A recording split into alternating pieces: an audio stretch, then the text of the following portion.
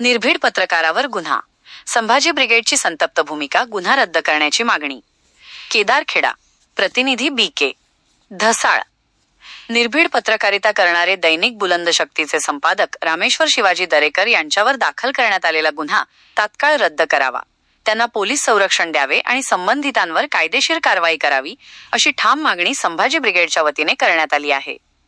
या संदर्भात संभाजी ब्रिगेडचे तालुकाध्यक्ष शिवश्री बाळासाहेब भगवान खवणे यांनी मुख्यमंत्री तथा गृहमंत्री देवेंद्र फडणवीस यांना लेखी निवेदन सादर केले आहे. नेमके प्रकरण काय?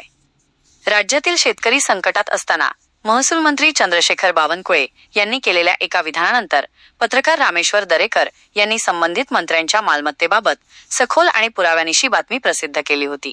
या बातमीचा राग धरून चिकलठाणा MIDC पोलीस ठाणे छत्रपती संभाजीनगर येथे गुन्हा क्रमांक 167/2026 अंतर्गत भारतीय न्यायसंहिता कलम 352, 353, 2, 356, 2, 67 अन्वये दरेकर यांच्यावर गुन्हा दाखल करण्यात आला आहे. सूडबुद्धीने कारवाई केल्याचा आरोप. हा गुन्हा फिर्यादी पांडुरंग विठ्ठलराव डक मांडकीकर यांच्या तक्रारीवरून नोंदवण्यात आला असला तरी तो महसूल मंत्र्यांच्या दबावाखाली किंवा त्यांच्या सांगण्यावरूनच दाखल झाला असल्याचा गंभीर संशय संभाजी ब्रिगेडने व्यक्त केला आहे. रामेश्वर दरेकर यांनी यापूर्वीही पोलिसांमधील भ्रष्टाचार, लाचलुचपत प्रकरणे, अवैध धंदे आणि प्रशासनातील त्रुटी पुराव्यासह जनतेसमोर आणल्या आहेत. त्यामुळेच त्यांचा आवाज दाबण्यासाठी सूडबुद्धीने हा खोटा गुन्हा दाखल करण्यात आला आहे, असे निवेदनात नमूद करण्यात आले आहे.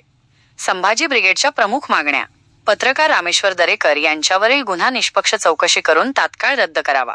दरेकर यांच्या जीविताला धोका असल्याने त्यांना तात्काळ पोलीस संरक्षण द्यावे.